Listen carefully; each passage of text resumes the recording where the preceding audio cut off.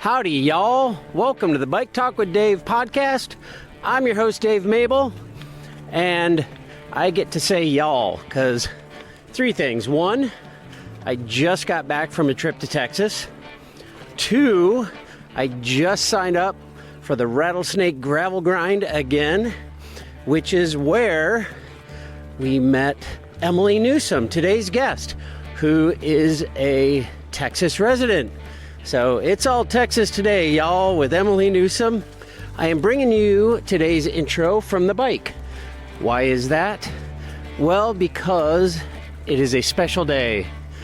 I decided in January that I would like to set out a goal of number of miles. I like things like that. Last year's goal was to average 10,000 steps a day, which I did, but golly, you got to be intentional about that. I mean, not that you don't this, but this is on a bike, so I dig that. Anyway, I decided last year I would not focus on steps this year, but I would focus on miles. I rode like 4,300 miles last year, which I think is nice. It's a good amount. It's, again, intentional, but it's not super intentional. And I thought, hey, why not do 100 miles a week all year long? 5,200 miles for the year. So I charged off to that end, and today, in early October, I am hitting 5,200. So I thought I would take you on today's ride. I am mountain biking. Oh my gosh, it's gorgeous out. It's like 78, 80 degrees, dry. I hope you can hear the leaves.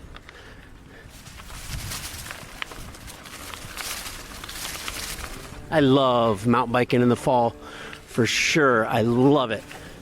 Anyway, taking you along, I'm about a mile away from hitting 5,200, so welcome to my year. I know that's not a ton for everyone.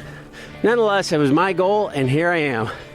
So today's guest, Emily Newsom, Texas resident and rock star. She's done everything. She's roadie, done the freaking biggest races in the world on the road. Modern women's Tour de France, the freaking spring classics, world champs, stage races all over the world.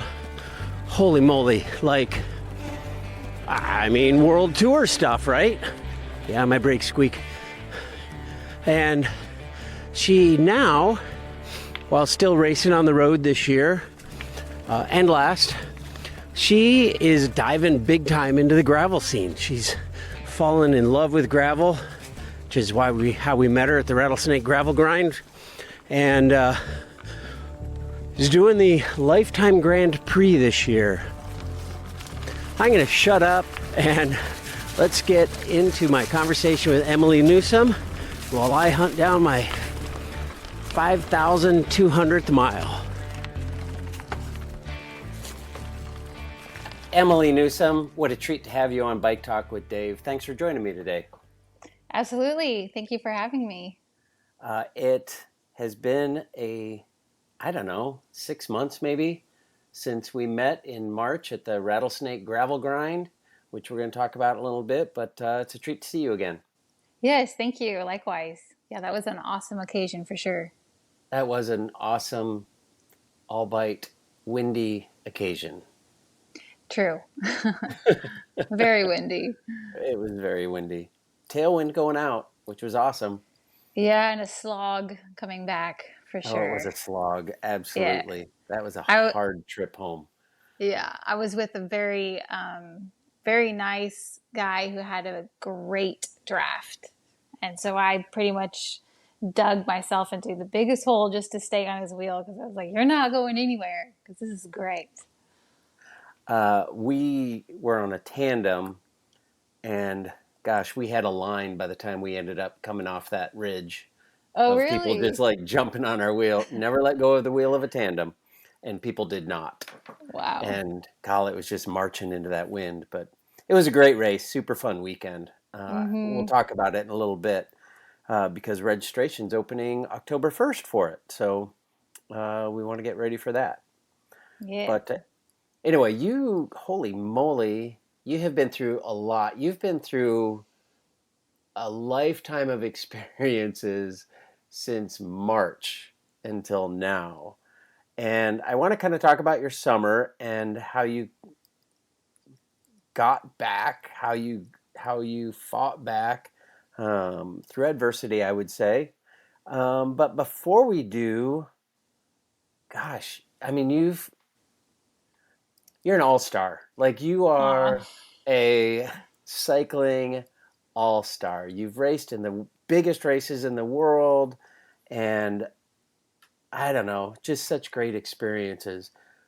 When did you first start riding and why? Well, thank you for your compliment. I appreciate that. I first started riding, gosh, I got serious about it right before I had my daughter. So 2014 was when I was like, all right, I'm done running because I had run for a couple of years, but just kept incurring injuries. So 2014, I think it was like May, maybe. I was like, okay, I'm all in. I'm going to see what I can do on the bike.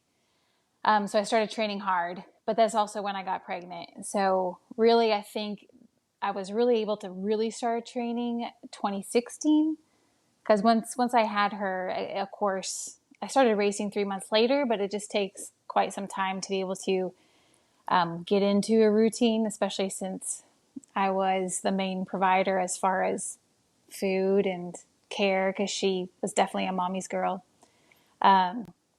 So yeah, it took a while. So I'd say really like fall of 2016, I really put in some solid work.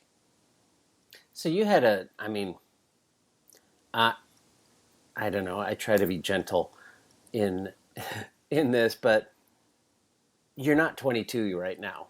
No, I'm Um, not. How'd you guess? um, and you must have run for a long time. And I'm just curious, like, was it 100% because you're like, okay, I've had too many injuries running, and I got to find some other way to feed this competitive fire in me. And so you found the bike, or had you always ridden a bike? Actually, I only ran for a couple of years. Seriously, I ran like, maybe 5 miles a week when I was in college, but nothing serious because I was very focused on music. And so any sort of exercise I did was purely for exercise, and that's it. And then I started running after I graduated with my master's. I really got serious with running for a couple of years. And I think, yeah, the bike really was just because I wanted to feed that competitive edge. And I always loved sports growing up. I grew up one of 10, actually. And so, yeah, we were what they call, oh gosh, free range children. We were that, only we didn't know it. But my dad and my mom are really big on letting us just explore and be super adventurous. So I got to do a lot of adventuring as a child, but we weren't really involved in a lot of sports because we were homeschooled. And so I always had this desire to be in a sport, and I was always like kind of jealous of people who got to do it. But I just figured, since I'm a musician now, like that time has passed and it's not going to happen. So then when I found running, it was so exciting to one, find it, and two, be good at it. And then when I kept getting injured, my husband was the one who kind of steered me towards the bike, and we discovered that actually I'm naturally better at that than I was at running. And so that just kind of opened the floodgate for me, and I got hooked. Initially it was, mainly because I just loved to compete and I really liked to win. And I was winning, and I was seeing progress, which again, you know, being a musician for so many years, we're really geared towards seeing progress, finishing this piece, preparing a recital, etc. So then the bike gave that to me, but I also really enjoyed it. So it just became a springboard really for me to then get onto a team and start learning all the other awesome stuff about cycling, like the community and the places you get to go, the equipment, of course. So yeah, it just really opened a whole other world for me. When did you kind of know you were decent? I think probably because of my husband. So I had this little old Bianchi that had like the down tube shifters, and that's what I would commute on. And I went riding with him, and he was like, you're actually like really strong for not riding. And I was like, oh, okay.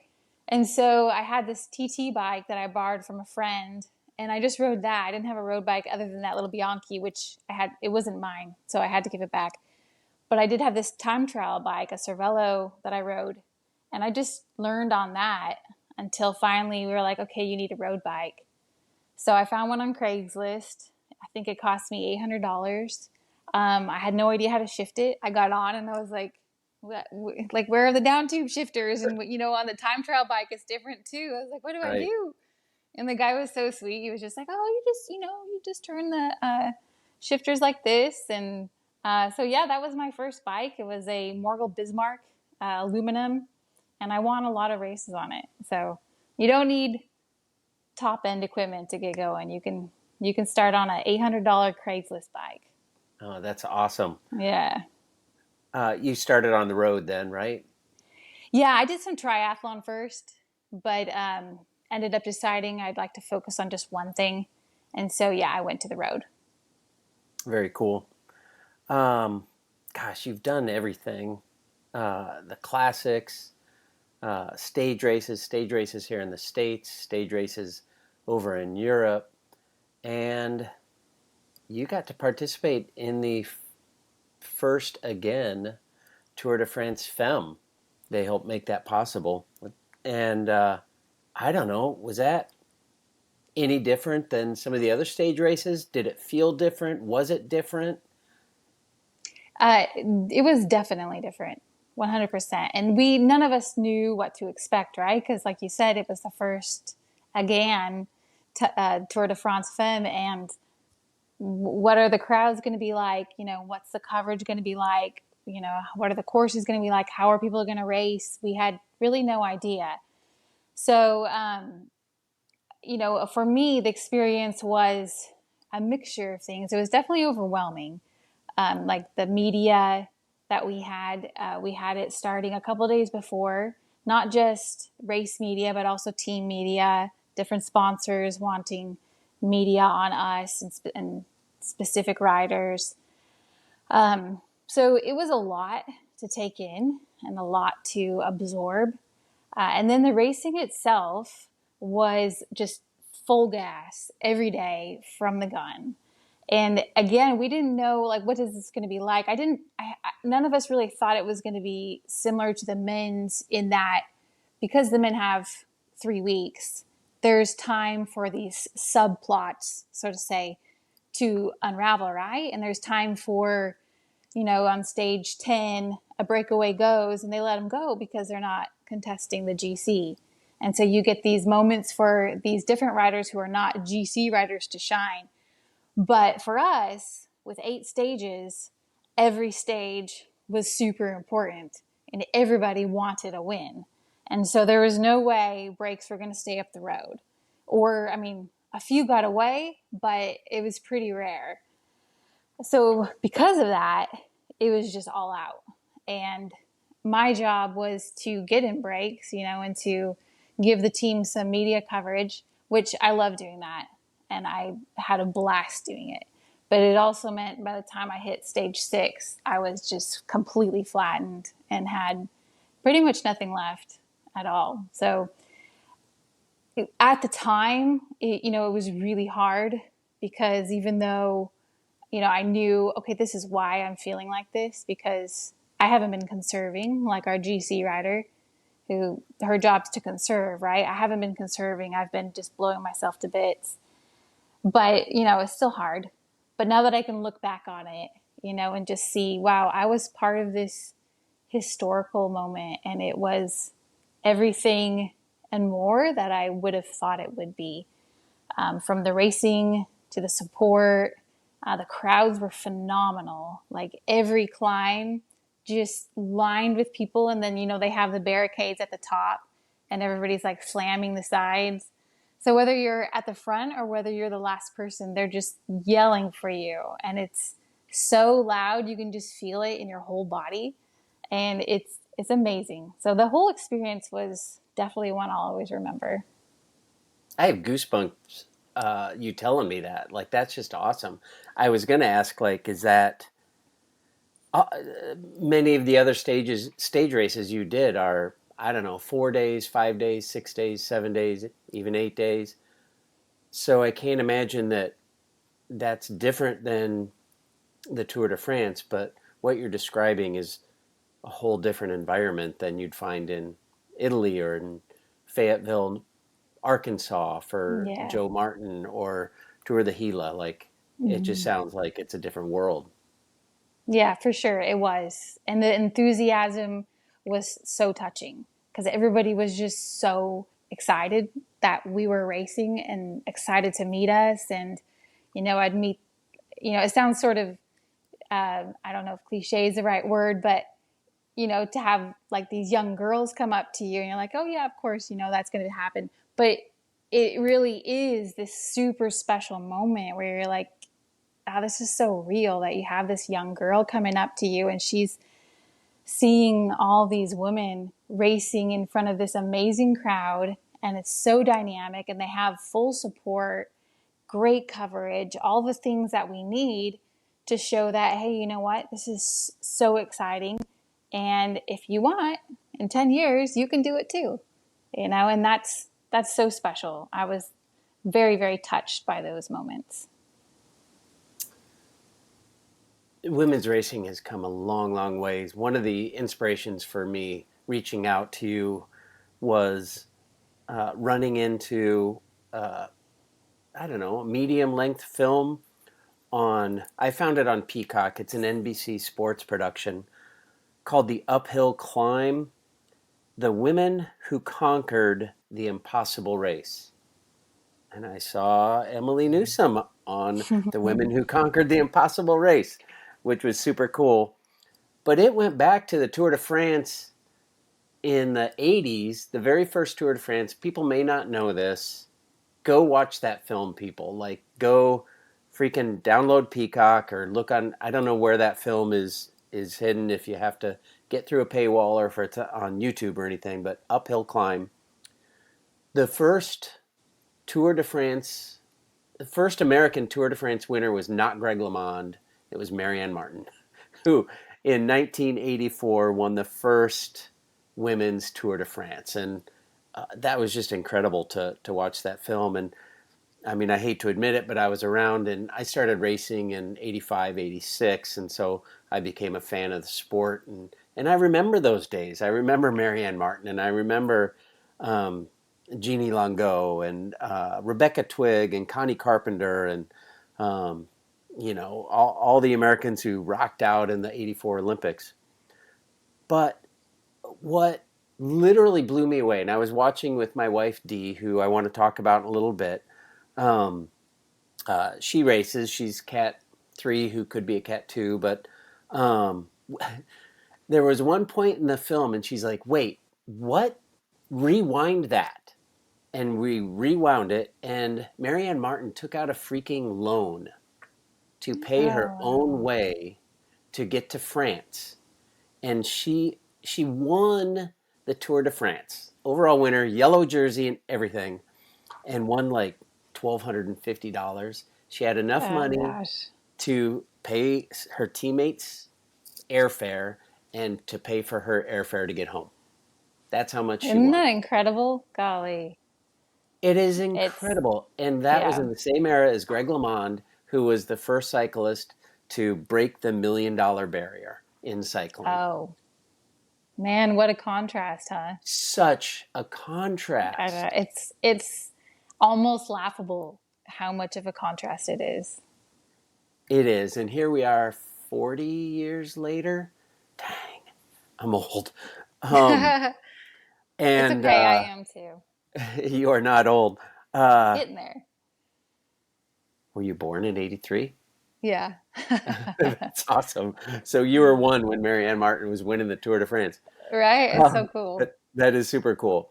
And here's a little 10-year-old girl who's asking you for an autograph, who just watched you climb the Col de Tourmalet or whatever climbs you just did. And is seeing the crowds cheering on these women who conquered the impossible race. And my thought as you say that is like, is there a future for her? Like, can she aspire to this? Is women's racing where it needs to be? Or are there still leaps and bounds it needs to go? Well, it is certainly a lot further than it was, as we can see just from what we've been talking about.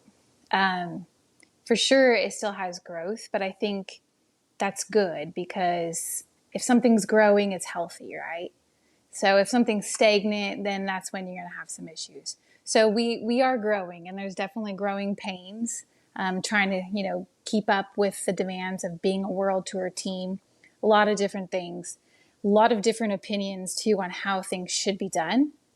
But I mean, it's definitely in a much better place than it has been. I'm not so much in that road world anymore, but even for me, being on the same team for 5 years, I could see that growth just over 5 years. Like when we went from 2018, when I joined the team, the difference then to when I was on EF, TIBCO, SVB in 2022 was huge. We went from, in Europe, we didn't even have a little camper van sometimes. Sometimes it would just be a car, and what if it's pouring rain at a classics? Well, you're going to get wet.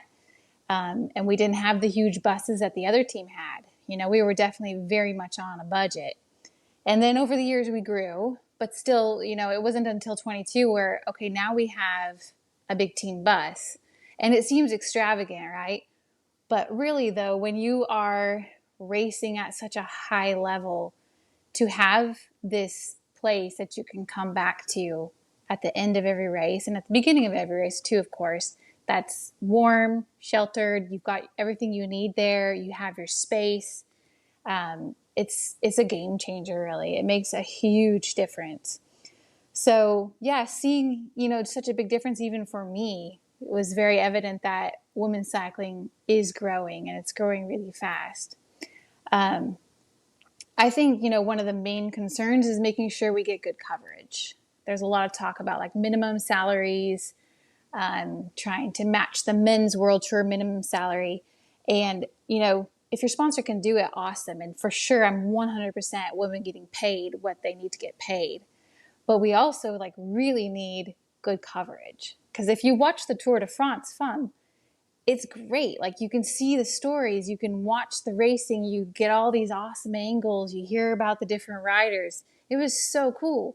And then sometimes even now I'll get on and watch another race and I'm like, what the world? Like this is like a shaky camera on the very back of the peloton. And Right. We're just watching the riders who are getting dropped, and I mean, that's interesting for a little while, but you want to see what's happening at the front, right? You want a helicopter view and you want this angle and you want to know how far ahead the break is and who's in it.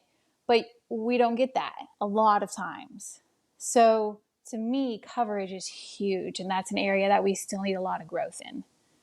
Coverage on like your basic TV channels like CBS, NBC, ABC, even ESPN, or is streaming like GCN and Flow, are they filling that gap? Yeah, they're doing pretty good. So I guess when I say coverage, I mean quality of coverage too. So because a lot of the races are covered, a lot of them are being shown. But what about the quality of it? Because I will watch, I'll watch the men's. And again, when I say this, I don't want anything to be taken away from the men. I'm not that kind of rider that's like, they need less, we need more.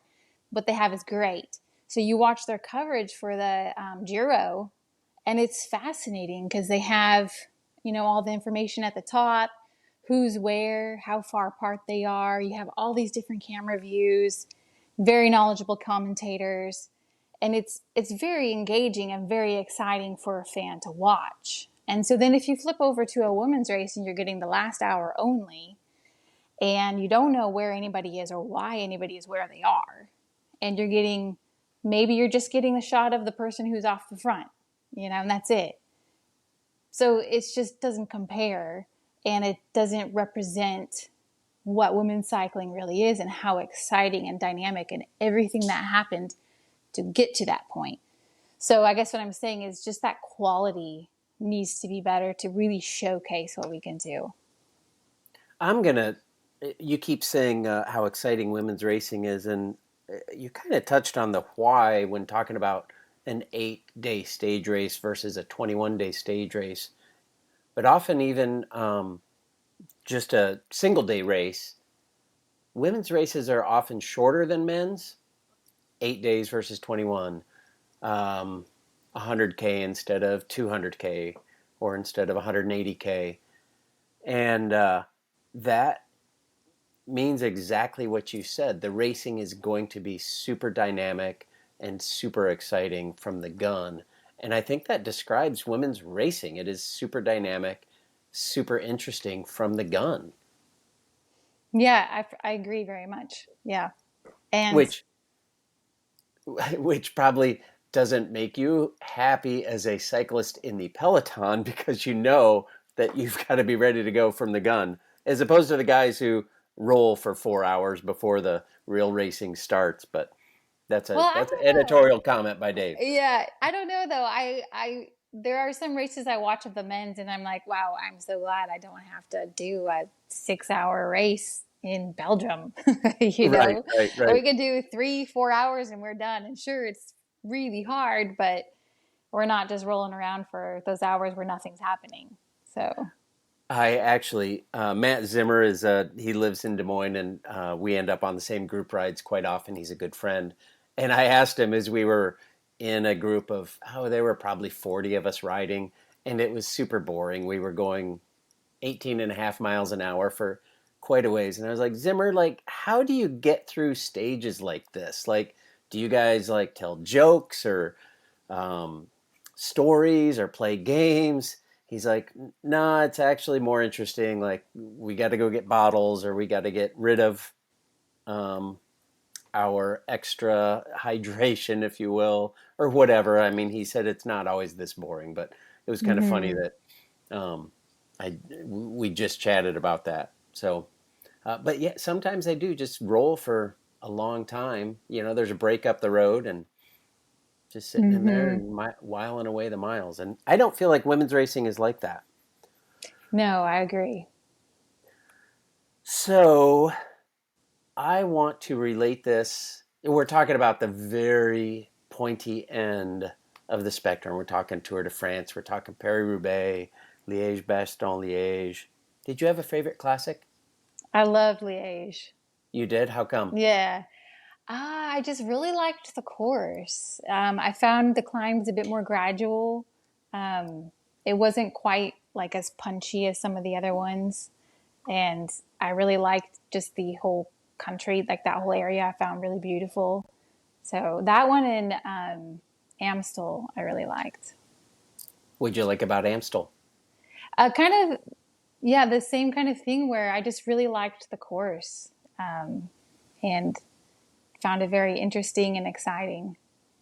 That's awesome. What great memories. What a great opportunity to just go ride around Europe. Yeah, they are good Joy riding, memories. right? Yeah, yeah. Well, sometimes it's kind of painful, but Right, it was fun. I enjoyed it very much. right. So I want to, like, there should be a conveyor belt of of athletes that are coming through, coming from triathlon, or coming from running, or coming from soccer, or they grow up, they are 10 years old, and they see you racing in the Tour de France, and they want to race bikes. And my wife races road, and you know, I mean, most races, there's like 3 or 4 people, Hmm. and I don't know how you progress when your competition is either, let's say, your teammate. Let's say Megan Eastler shows up. She's just going to ride away from D. I mean, D's a little older than you, and Megan is just an all star. She's just going to ride. Like, that's not fun for D. D doesn't get anything out of that. And if somebody's fairly new in the sport, they come from triathlon, I'm going to give this bike racing a try. And there's 3 other people in the race, and one of them just rides away from them, and the other one, they just kind of take turns rolling at 14 miles an hour. That's not interesting. It's not dynamic. It's not engaging. And it doesn't say like, oh my gosh, this is awesome. I want to do this more and more. What's, I, I just throw up my hands sometimes and I'm like, I don't know. I don't know how to fix this. I don't know what to do.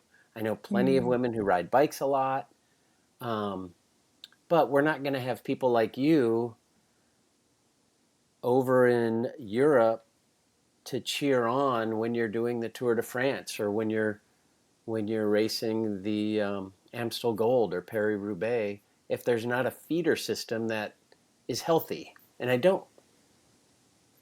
Again, I'm editorializing, but I'm editorializing based on my observations. I don't feel like it's a healthy feeder system to bring people to the top. Hmm. And you're referring specifically to the road scene. I am referring to the road scene. I Yeah. am, and we can talk about that because you've transitioned to gravel, and Hmm. that's kind of an interesting transition, which I wouldn't mind chatting about. But maybe gravel is the entree to road. I don't know, but I loved watching the Tour de France. I feel like that whole system is exciting and dynamic and uh, awesome progression. But as I go to road races here in the center of the U.S., I'm in the Midwest, I'm not seeing a healthy feeder system. Hmm. There's four Cat 4 women, and then there's three or four Cat 1, 2, 3 women. And uh, that's not going to produce a Tour de France winner. Yeah, I hear what you're saying, and I see that somewhat here too in Texas, just depending a little bit on the race. Um, and I think it is a bit of a national thing too, right? Like it seems like road racing has been struggling for a Mm-hmm. while, and I don't think it's really gotten much better.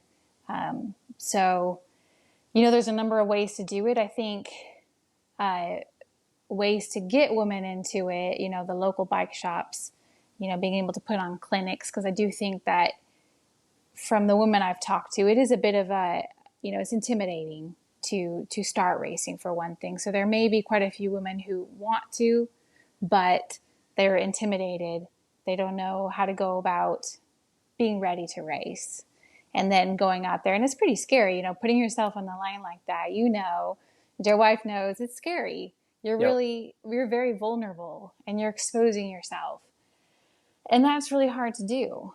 So I think that's one way it can grow, you know, just more help from the community. And that's tough because you need people who are going to be there to do that.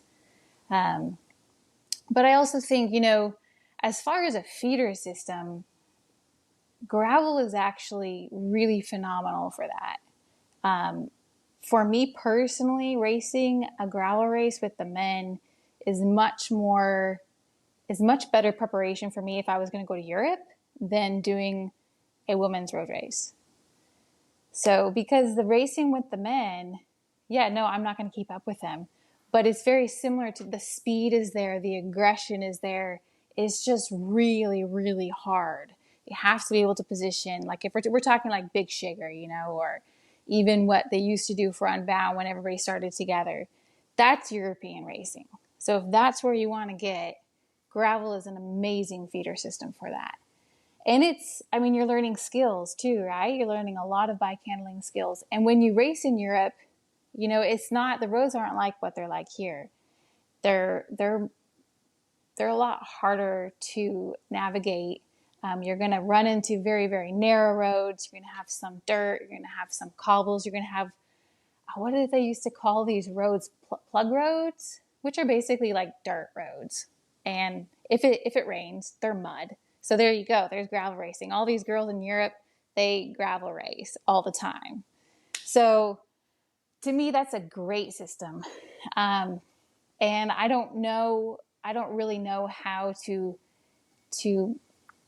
bring road racing back. You know, how to bolster it and make it grow again. But I do know that we have this other thing, and it's really good.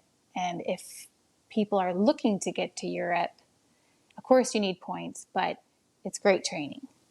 So, yeah, I don't know if that's much of an answer, but that's kind of what I've seen and observed. Well, I think that's great perspective because gravel races, it is a lot less intimidating. Road racing is super intimidating for sure. Mm. Especially like once you get dropped, like you're just riding by yourself out on the roads, and that's not fun for anyone. But gravel, it's like everybody is kind of doing a time trial after X period of time. So Hmm. it's kind of like running a marathon or a 10K or something. Like you just go run your own race, and you get to stop the watch when you cross a finish line, and that's your time, and you can be proud of that. And you got 42nd in your age group and 73rd overall, and you're excited about that. And that's, I think that's a great system of bike racing for sure. Mass participation, and obviously, like all that stuff is growing leaps and bounds Hmm. here in the U.S. So I wonder if um, I don't know if well, I mean Marissa Boaz. I don't know if you know Marissa. Hmm. Um, she's another local, but gosh, she just started racing a few years ago. Is super good. I remember my wife used to beat her, and she's like, "Whew, that Marissa, she's going to be really good." And heck yeah, she definitely is. Um, and Marissa's jumped into the road, and it was through. I guess her first stuff was criterium racing, but that led to gravel, and she's really good on gravel and got really good on gravel, and now is really good on the road. And she did some road riding, some guest riding with um, the Lux team, development Hmm. team, which was really good for her. Took her to Ireland and um, somewhere else overseas. I don't remember, but anyway, I think you might be right. Like gravel might be the American answer to cycling. I don't I know. think so. I mean, I'm very much of the opinion that it'll prepare you better than a lot of the road racing we have available. Why did you make the switch to gravel? Because I mean, you kind of switched. You do some road, obviously, some U.S. road stuff, and I don't know if you were going to go to Europe this summer. You ended up not, um, which we can talk about. But you did end up basically switching to gravel. Yeah, it was for a number of reasons. One, I just really love gravel racing. The road, I loved it, but it was a huge challenge, obviously. And what I came down to is that if I want to excel in the top end of road racing, I need to move to Europe because the whole back and forth is just too hard. And I think you just really need to establish a base and ride the roads. You know, you're not being so far away from all the races and just really like immerse yourself in the culture too. But I have a family, and I did actually think about the three of us moving there. But, you know, we have other family close by too, and it would have been pretty tough on them. So that, along with the fact that I love gravel and it's here, you know, I don't have to move, um, just all lined up to make sense to move more into that area of racing. So yeah, and I honestly, I did do some road this year. It did not feed my soul at all. In fact, Really? I was, oh no, I think, you know, I had turned that switch. I had decided, yeah, no, I'm done with the road. I just want to focus on gravel. So actually being back in the peloton was really hard for me. Much harder than I thought because I had moved on basically. And then all of a sudden I'm back in the peloton and I'm like, "Oh shoot, my mind isn't ready," because it's such a mental game, you know, to be in a peloton that's really aggressive and everybody's fighting for position and it's dangerous and there's dangerous riders and there's obviously a lot of good riders too, but there's just so many things to watch out for and so many things to prepare yourself for mentally. If you don't, it's very difficult to do well. And so I found myself in the position of, wow, I'm not mentally prepared for this. This is not where I want to be, and because of that, I'm not racing very well. So it I guess it just confirmed to me that this is not what I want to do. So I did a few, the last one being Joe Martin. And then got even extra confirmation that, okay, no more road, just the off road. So that's my plan going forward. How many bones did it take for you to convince you that not road? Holy moly. Well, What I was happened?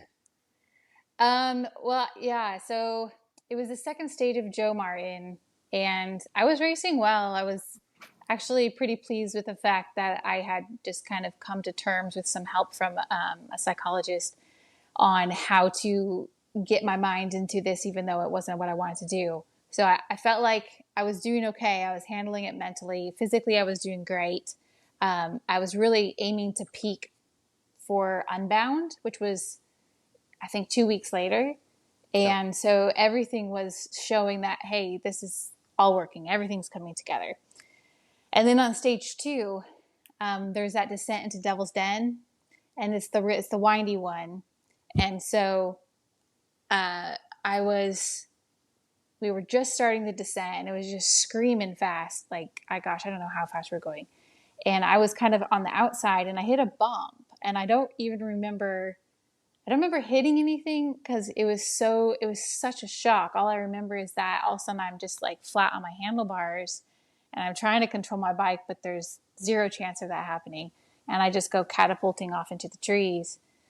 And yeah, I guess what's so scary is I remember everything.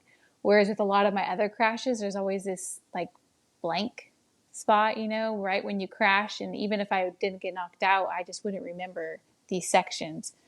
But this, I remembered every single moment. And I ended up, breaking my left wrist, broke my right clavicle in two spots. And then I had a partially collapsed lung, a broken rib, and I did something really weird to my right glute and lower back, which actually ended up being the hardest thing because I'm still dealing with it now. So yeah, it was. I just checked all the boxes.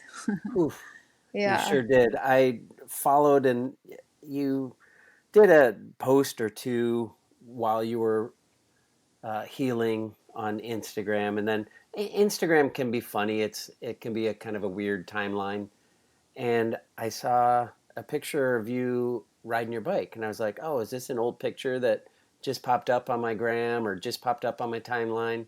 And I sent you a note. I'm like, "Are you riding your bike again?" And you're like, "Yep, yep." I'm like, "Sweet." Like, I'm glad to hear that. Like, that was great news. Because dang, you were. Yeah, I mean, yeah, that was a rough accident for sure. So I was thrilled Mm. to see you back. How did you mentally like come back? Obviously, physically, stuff has to heal, and you've got to get back into shape. And I'm sure that's just hard work and shoulder to the wheel, nose to the grindstone. But mentally, how'd you come back and fuel that competitive fire again?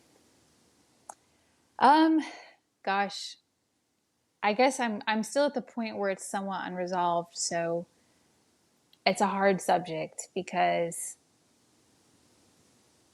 I mean, ultimately, I always thought if that happened to me, something like that, where I broke bones and I was flat on my back and I couldn't do anything, that would be the end. I'm done. I'm not going to do this anymore.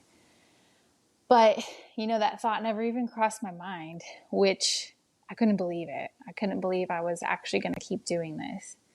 But I was just somehow found this drive that I didn't even know I had to keep going. And I guess I just was so fueled because I didn't want to go out that way. I didn't want to leave the sport like that.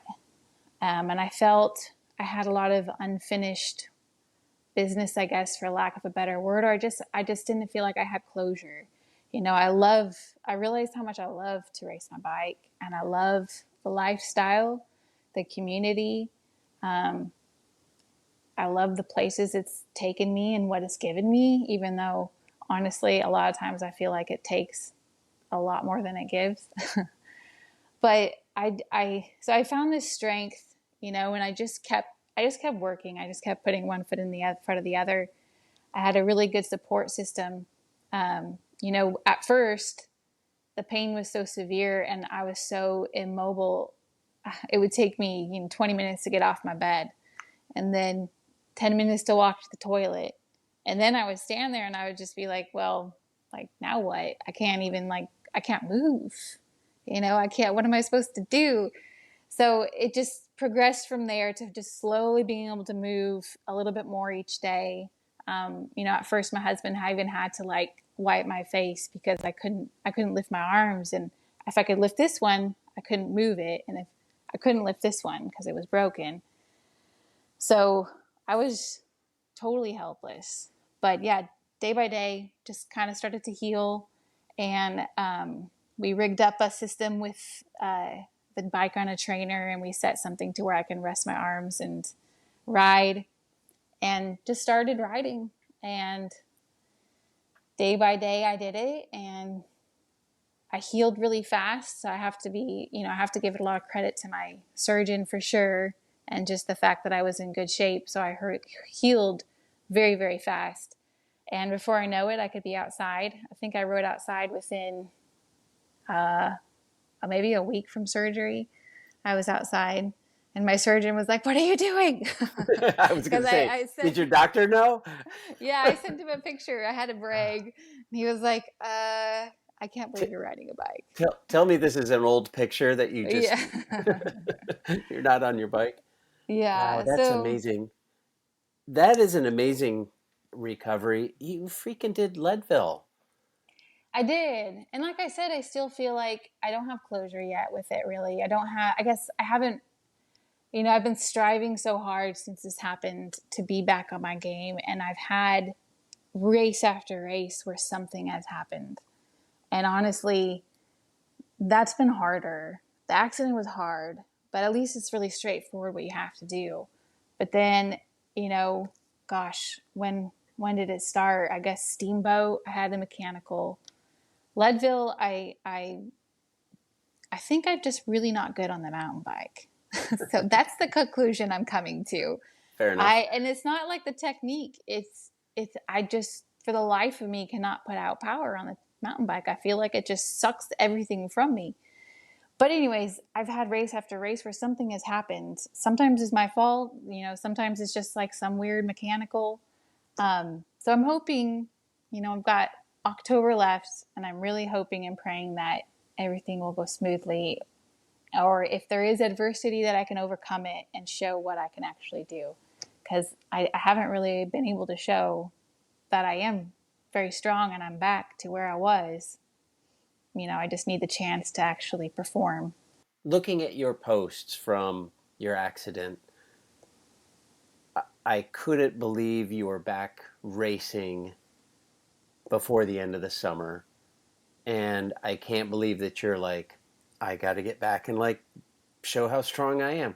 Like that was such a, like, kudos to you for getting back to where you are. Like, own that. For sure, own that. Because thank you. Anybody could be like, oh, there's my year. Like, that's my sin. Maybe I'll be up for Rattlesnake Gravel Grind next March, right? But you were back at Leadville. You were back at, I didn't see you, but I saw your name on the results list at Schwamigan. I was there. You were there. I saw. Well, I kind of wondered because it gave you a one time stamp after X number of K, and I was like, did she come up and do this, or did she not? What happened at Schwamigan? Oh, Again, it's a mountain bike race. Schwamigan, that's when I started to decide that I for some reason, I really, really struggle on the mountain bike, because I go harder in those races than I ever go. I push myself always to as much hard as I can, but I feel like when I'm on the mountain bike, I am just, every ounce of my body is going for it, and I am trying so hard, and I am still getting dropped. And I'm just like, what? Why? Is there something wrong with me? Like, maybe all of a sudden my body's just shut down and it's over. But then I come home and I knock out one of the best workouts I've done in a while on the gravel bike or on my road bike. So what happened at Schwamigan was, first of all, I just lost the back of the front group, right? And I was like, okay, it's okay, doing this positive talk. It's okay. Yes, this sucks, but it's okay. It's a mountain bike. It's fine. Just keep going. So I head down, just go, go, go. And I missed a turn Oh, because I wasn't paying any attention, and I ended up in no man's land. And then I was like, well, maybe I didn't miss it. Maybe they're just ahead because it's so undulating. So I was like, hmm. maybe they're just over that hill. But then I come to like this tree that's over the trail. I was like, I can't believe I did this. And so I turned around and I rode back to where I missed the left-hand turn. And by that point, the men were almost catching me. Oh, So they started 30 minutes behind. So I cried for a little bit, hmm. and then I just rode back to the car because I was like, Oh, I don't have it in me to do again, like to finish just riding it after everybody. I've done that. I feel like I've done that several times this year because of some bad luck, and I couldn't. So I just went back, and this that's is the way not that a. went. Yeah, that's fun, huh? I Oh love yes, Schwamigan. And you guys have such a different experience now. We used to all start together, and I think last year, the year before, they started the pros at 1 p.m. and I don't know, it's a much smaller field, so I can see you're going to be out there alone as opposed to we downloaded the route on our. Are you Wahoo or Garmin? wahoo! So we downloaded the route on our Wahoo, and uh, oh, I think we left the cabin, and like I'm just pulling out of the driveway. I'm like, I forgot our computer. Forget it. We don't need it. We don't need it because there's 2,000 people showing us Yeah, the way. There's no way to get lost at Schwamigan unless you start with 35 people and it spreads out and there's nobody in front of you and nobody behind you and you just have to follow the course and you miss one little orange sign and you go 5 miles off course down that Berkey yeah, Trail. So and yeah, such a yeah. different experience. And I did have my map up, but I just You did? I had muted it, so I just didn't even notice that I was off. You can mute the little beep beeps, when Oh, you're off sure, sure. Yep, course. yep. So I mean, I noticed eventually that I was like, yeah, I that's not right, Make but a legal U-turn. yeah. Ah, So, dang nabbit. Well, I don't know. but You were saying at the beginning how much you love gravel, and maybe gravel's your thing. Maybe it's like, hey, I'm just going to embrace what I love and do what I. There's so much great gravel racing. Do you have? yeah, Do you feel like you have to do the Lifetime Grand Prix to be successful in this country as a cyclist? no, no, you don't. It's a wonderful opportunity for sure, but there's so many cool races to go to and to do that no, you don't need to do the lifetime to be successful. Are you happy you're in it? Yeah, I really enjoy it, and I think I will do it again next year. I think I'll just bank on dropping two mountain bike races and just trying really hard in the third one.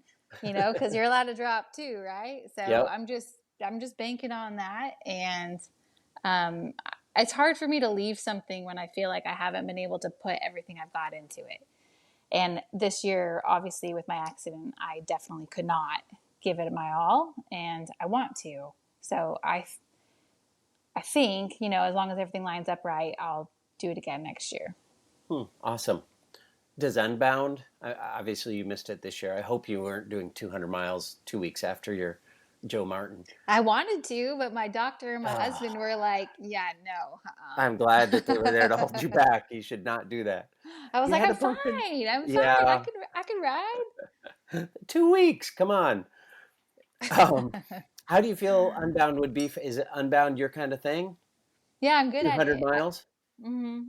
I got third 2 years in a row.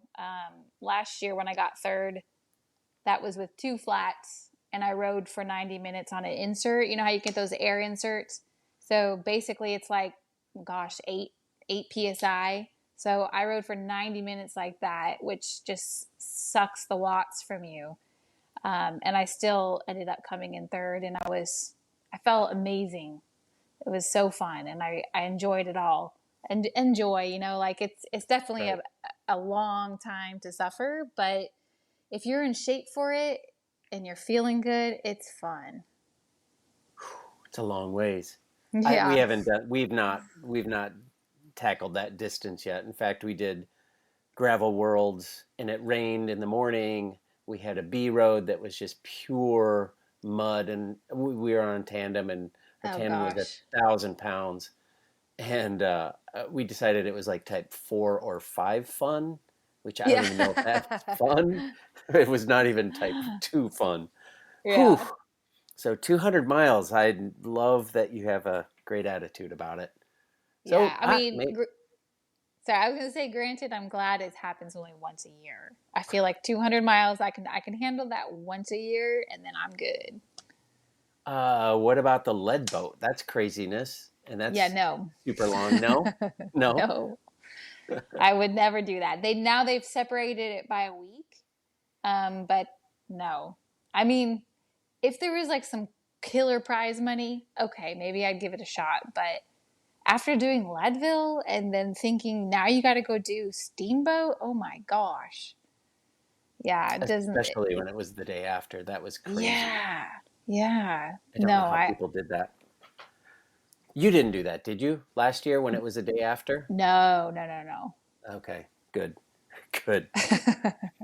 Um, well, we've solved women's cycling, gravel. Yes, We've we'll solved your let life, everybody know. gravel.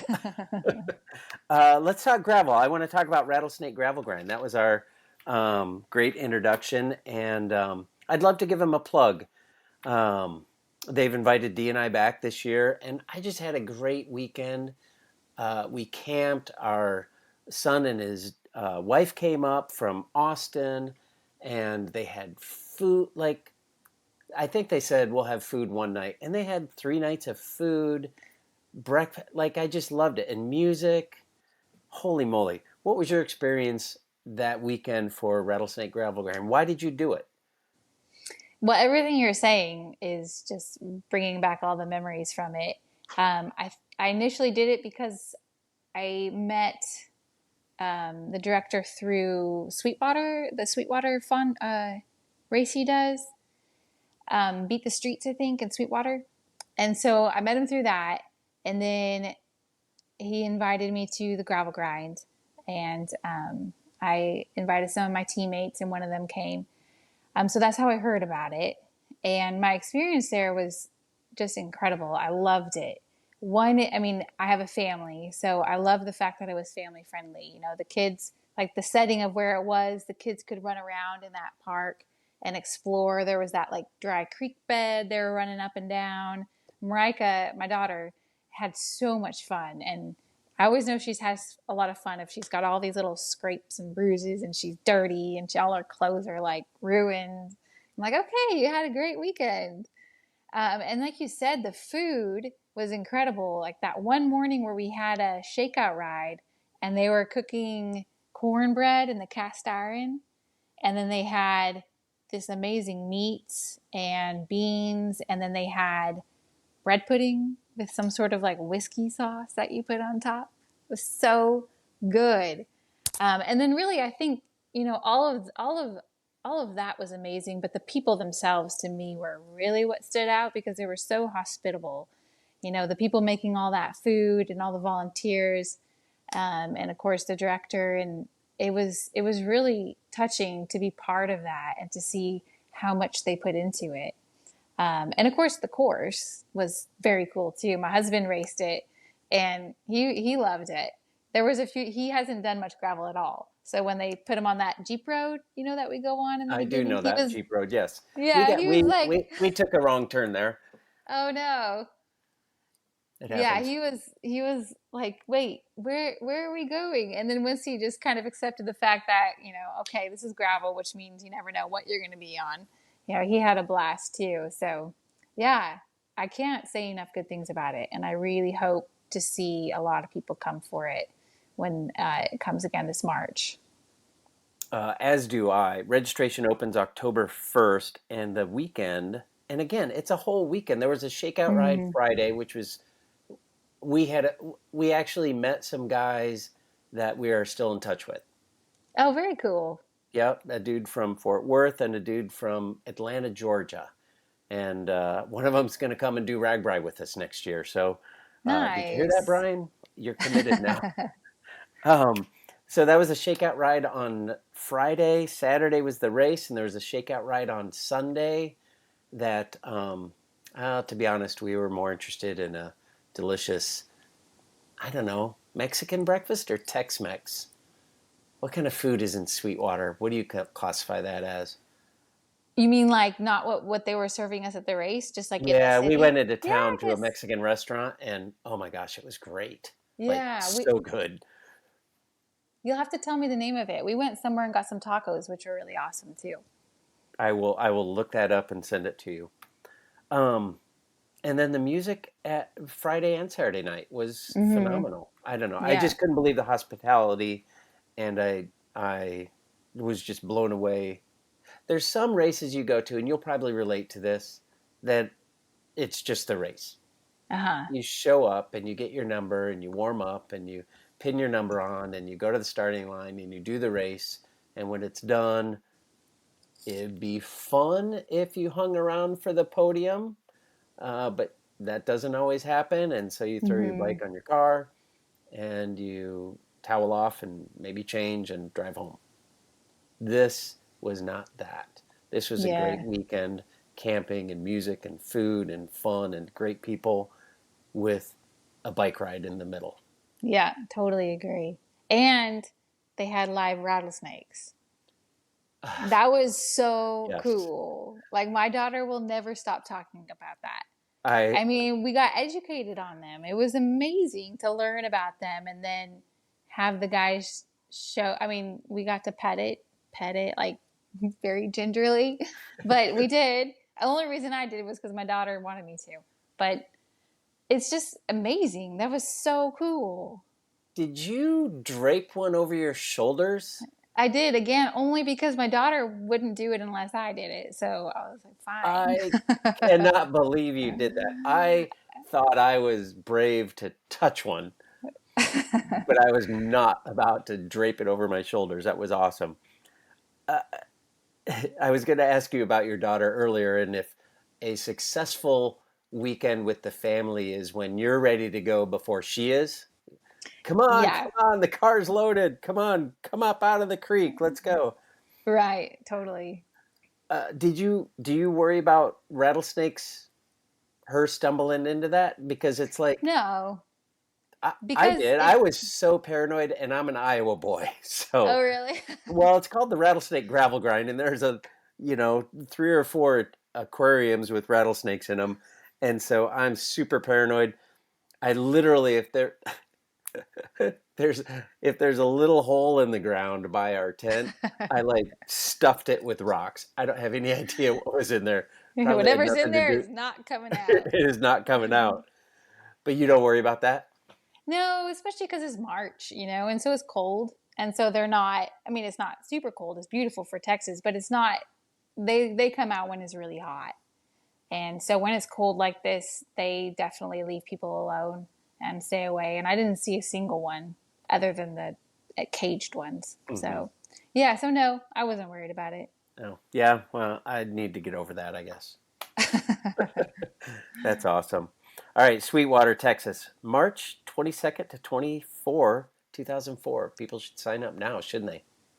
Absolutely. Yeah, just make a plan, plan out your weekend and make sure you get there. You won't regret it. Yeah, absolutely. I hope to see you there. I hope we can make it down. Our spring is a little in question because of a final semester of college for our youngest, Mm. but he's in Austin right now, so Oh, just south of you. yep. 95. How's the weather there now? It's been so hot. You had such a hot summer.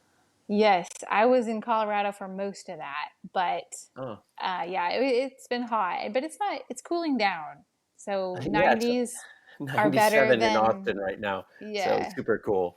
But it's better than hundreds. It is better than 100. Yeah, it's a big difference. Yep, yep, for sure. All right, Emily Newsom, what a treat. I'm glad we could connect and solve all the issues. Oh my gosh. You know what I'm asking? I think I might know. I read somewhere that described you as a piano virtuoso. I don't And you know have who your said that. master's in music? I do, yes. Can you tinkle the ivories? Tinkle it. Tinkle is what the guys do when they're bored on a 6 hour stage of a flat race. Um, Tickle the ivories? Is that what you do? Yeah, it's been a bit. So I will warn you, like I haven't touched the piano for months. I have a But hard time believing that. Is it not no, an it's outlet? true. Really? Um, it is for sure, but you also have to make time, and I feel like I've been so swamped with racing and there's been a lot of stress, which the piano would help with that, right? I need to turn to it more. I haven't. And I know I should because I know it is a release for me. But sometimes I feel like I don't have the mental and emotional capacity to introduce another thing into my life. So, but I can still play, just judge lightly. I will judge lightly, and I'm sure it's better than 99. Nope. How many? Raise your hand, listeners, if you have a master's degree in music. Like you've got to be better than most everybody listening. And I'm glad that I'm forcing you to play. All right. Well, let's see. Do I just use this and then I can just take my headphones out and that's fine? Ah, So you sure. can hear? This is an experiment. Okay. I'll play something and then you can just tell me if it sounds like you can actually hear Oh, it. dig it. Yep, yep. We can do Okay. that. Can you hear this? Yep. Okay. Let's see if I can do this then. I think that works.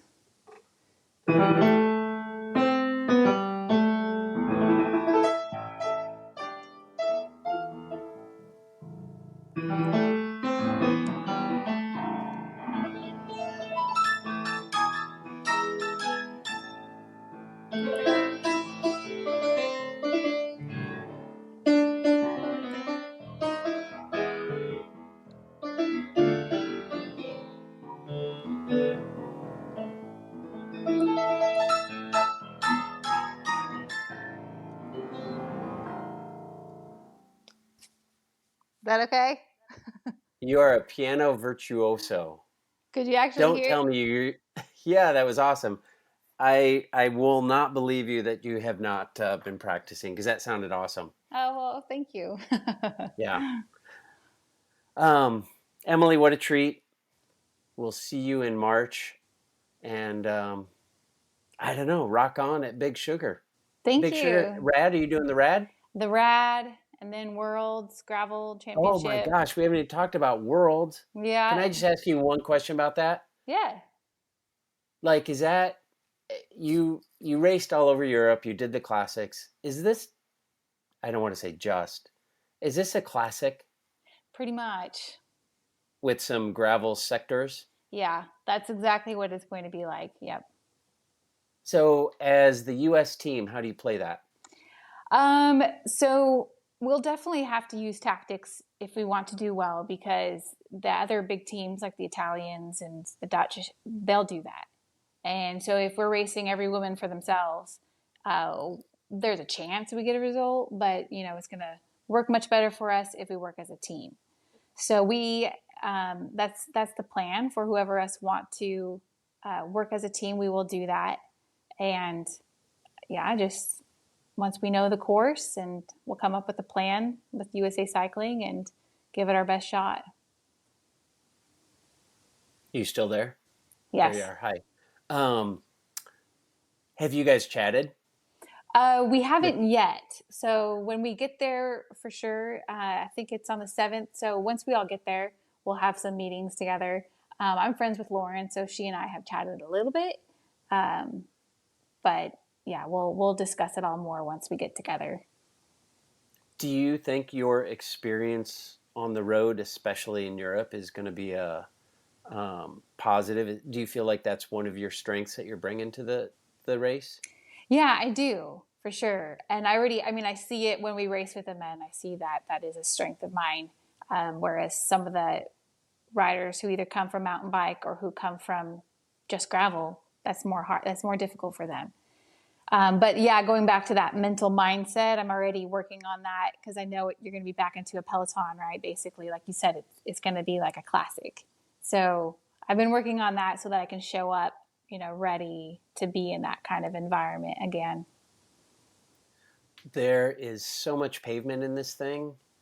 Um, I'm going to tell you for your mindset benefit, it's a gravel race and you love gravel. Yeah, yeah, exactly. But there is a bunch of pavement. What do you do for a bike? Yeah, that's a good question. It's funny. The bike I'm on, I think, will actually be really good for that because it's quasi road gravel. So um, to me, it's definitely, there's gravel bikes that lean a bit towards the mountain bike side as far as just having some little suspension in it or having a much more relaxed geometry. This one is more like a road bike. So I'm on the Time 80HX, and it's definitely aggressive, very like light and snappy. So that's what I'll use, and I think it's going to be a really good choice for it. So tire wise, do you go with like 45 millimeter gravel tires or like 28 millimeter? I'm going to use a trade term here or a brand name Continental Gator skins that are bald and will handle some rocks along the way. Uh-huh. I need to study the course more, but I'm gonna go ahead and venture to say definitely not a 45. I'm thinking like somewhere in the 30s is probably going to be optimal. So not too skinny because we do go over some stuff. Again, I need to look at it all, but not too skinny because you do want some control, right? And you do want the ability to corner on that loose stuff, and you don't want a flat. So I'm going to guess like a 35 to maybe like a 35 might be perfect. Maybe a 38. We'll see. You rode it last year. It looked to me like it was like a limestone path often. Uh huh. Is it like that, or is there some gravel that we would recognize as gravel? Well, last year, yeah, like it was nothing like US gravel at all. So you're going, Nowhere. not really. I mean, it's some people compared it to a really long cyclocross race without the features. Kind of like that. You're on road and then you're on like this little pathway that's kind of like a mountain bike trail slash walking path, and then you go through a field, and then you're on top of the dam roads, like that you were talking about, the limestone, and then you're on a road again, and then you take a left into a field, and then you go through a forest on like another single track. So it was just a big mishmash of different things, constantly changing, which made it very challenging and exciting for sure. But it's completely different than US gravel. Yeah, for sure. Do Yeah. you think we should host a world championship over here someday? Oh yeah, yeah. I think so for sure. It would just be interesting because it would be. I mean, it's what we traditionally think of gravel is here, right? And then European gravel is European gravel. It's its own thing, and the two are very different from each other. If you got to say where we hosted, where would we host? Where would be the best place? Most, I don't know if the word iconic, but where would be the best place for the U.S. to host a world championships? Gosh, I mean, I'm so partial to Texas, but um, Sweetwater? yeah, yeah. Let's do Sweetwater. I'm in. I'll call David and say, "Hey, you're hosting the world championships next year." Yeah, I Probably love mean, it. it embodies a lot of what gravel's about, right? Community, and there's so much agriculture in the farmland and the cows that are out there and the wind farm, and yeah, we could show them a good time. All right, we're in. Let's start lobbying the UCI if Okay. we can do that. All right, well, good luck. We will be watching with interest and wishing you all the best. Go Stars and Stripes. And I hope you have a great day. It's Thank gravel. you. You love it. Yes, right. Emily J. Newsom, and of course the J stands for joy. What a delight. Thank you so much for joining me on Bike Talk with Dave. It really was a pleasure chatting with you and getting your perspective. If you want to follow Emily, look for her on Instagram, Emily J. Newsom. And be sure and check out how she does at the UCI Gravel World Championships, as well as Big Sugar and the finale of the Lifetime Grand Prix. Good luck in all of that, Emily. We'll be watching for you and cheering you on. Well, I'd also like to thank you for listening to this episode of Bike Talk with Dave. If you dig it, I would appreciate if you would rate, review, and subscribe so you don't miss a thing. Be sure and follow along on Instagram, Facebook, and even YouTube. These are all available now on YouTube, which is kind of fun if you take your podcasts that way. If you want to support the show financially, you can do so at buymeacoffee.com. Just look for Bike Talk with Dave and drop a few pennies in the bucket. I truly appreciate it, and if you do, I will send you a sticker. And remember that all of these episodes are available online. You can stream it from your computer or your phone, whatever device you want, at biketalk.bike. I know we've talked about Rattlesnake Gravel Grind, which I'm stoked to do, and I am also stoked to do the Core 4, where they leave no surface untouched. Trust me on that. Check it out. Who's ready for some Core 4 news? After a huge spike in riders and a super thank you to everyone for coming out this year, these guys jumped right back into the fire. It's no surface untouched again for 2024 because Core 424 has a sweet sound to it, no doubt. New routes, new distances, and a new you. That's right, y'all, they are mixing it up with more surprises and delights. New for 24 is the Core 40 distance. Just a bump up from the 20 mile and still has all the farmscapes and B roads and champagne gravel you'd expect from the folks at Core 4, just without the single track. They're telling us 60 is the new 50, miles that is. It's a no-surfaced, untouched, podium-eligible route with all the cats in addition to their marquee 100-mile event. It's the perfect blend of competition and community. We want Core 4 to be on your event calendar for 2024. Jump on Bike Reg today, snag your spot before this event reaches its cap. Come ride the wave and get more bodies on bikes. It's blazing hot action every year, and they'll keep the fire stoked all winter long with the 20, 40, 60, or 100-mile route. Core 424 has something for everyone. It's time for the next time. Let's go!